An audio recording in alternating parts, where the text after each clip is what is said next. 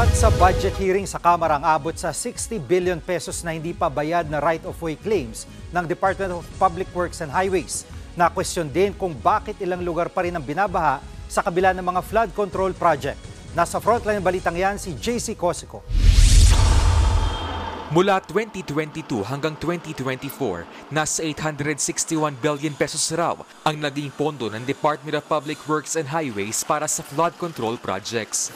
Sa laki niyan, hindi maiwasang magtanong ni ACT Teachers Party List Congressman Franz Castro sa gitna ng budget hearing kanina ng DPWH. Sa dami ng mga ganitong budget at project, so bakit nakakaranas pa rin tayo ng grabing baha? Ayon kay DPWH Secretary Manuel Bonoan, hindi lang naman daw infrastruktura ang tumutugon sa problema sa baha. Nariyan din daw ang mga bumababaw na ilog.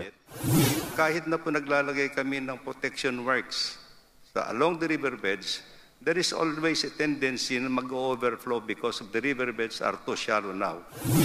Kaya humihingi sila ng dagdag budget pang dredging para mapataas ang kapasidad ng mga ilog. Pero ayon kay Castro, band-aid solution lang yan. Ang daming mga nagde-dredging, so pagsasayang lang ng pondo eh. So aalisin, tapos yan, later on naman, ang pupupuno na naman yung mga river natin.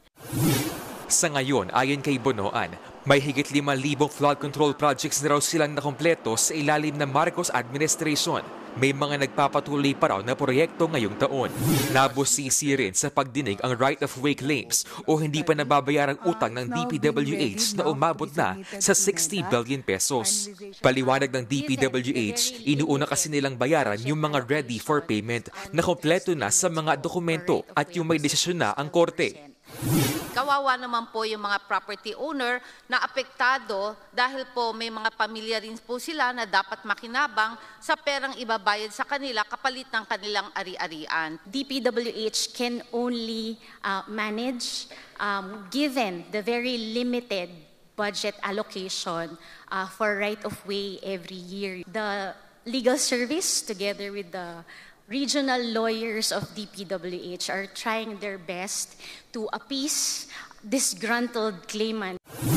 Humihiling ng halos 37 billion pesos na pondo ang DPWH para sa right-of-way obligation sa 2025. Inalmahan naman ng kalihim ng DPWH ang binabaang pondo ngayong 2024 para sa routine maintenance ng mga national road. Kapag hindi raw kasi ginawa ang regular na maintenance sa mga kalsada, pwede itong masira pagkatapos ng 4 na taon. Sa huli, lumusot sa komite ang halos 900 bilyong pisong panukalang budget ng DPWH para sa 2025. Sunod itong isasalang sa plenaryo. Nagbabalita mula sa Frontline, JC Cosico, News 5. Mga kapatid, Jiggy Manikad po, iba na ang may alam at may pakialam sa panahon ngayon. Para sa konkreto, kumpleto at komprehensibong balitaan sa Frontline, mag-follow at mag-subscribe sa social media pages ng News 5.